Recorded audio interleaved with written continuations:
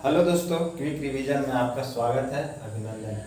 आज हम लोग एक टॉपिक देखेंगे जिस टॉपिक का नाम है गति का समीकरण। गति का समीकरण 3 समीकरण होता है। सबसे पहला समीकरण होता है v बराबर u प्लस at। समीकरण दूसरा होता है s बराबर ut plus half at square. तीसरा होता है v स्क्वायर बराबर u स्क्वायर प्लस 2as। जहां पर v क्या है तो v इसमें है अंतिम वेग।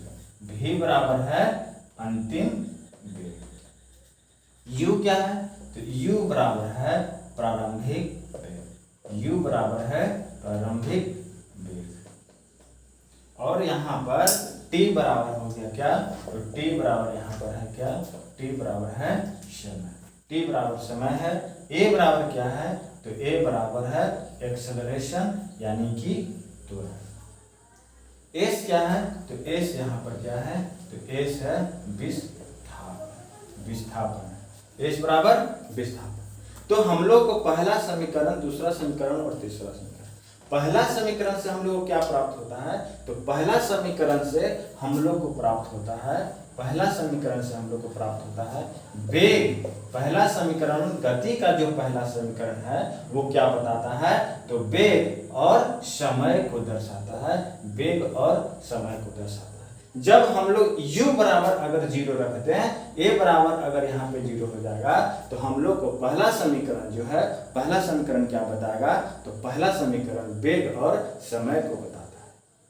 इसी तरह से दूसरा में अगर u बराबर 0 हो गया, a बराबर अगर हम लोग 0 रख देंगे तो दूसरा से हम लोग को क्या प्राप्त होगा तो दूसरा से हम लोग को विस्थापन प्राप्त होगा और साथ साथ समय को बताता है।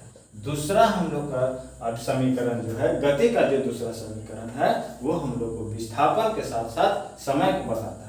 तीसरा समीकरण क्या बताता है तो अगर यहाँ पे 0, अगर a बराबर भी 0 मान लिया जाए तो तीसरा समीकरण हम लोग को क्या प्राप्त है तो v और s की प्राप्ति होगी। तो v बराबर यानी कि वेग, v बराबर वेग और s बराबर क्या होगा विस्थापन। यानी कि पहला समीकरण से क्वेश्चन करता है कि पहला समीकरण, गति का जो पहला समीकरण है, पहला समीकरण से हम लोग को क्या प्राप्त होता है तो वेग और समय को बताता है। समीकरण दूसरा, गति का दूसरा समीकरण से क्या प्राप्त होता है तो विस्थापन और समय की प्राप्ति होती है। गति का तीसरा समीकरण क्या होता है तो गति का तीसरा समीकरण हम लोग को क्या बताता है तो वेग और विस्थापन को बताता है। अगर वीडियो अच्छा लगे तो लाइक करें, शेयर करें और ज़्यादा मात्रा में सब्सक्राइब करें। जय हिंद।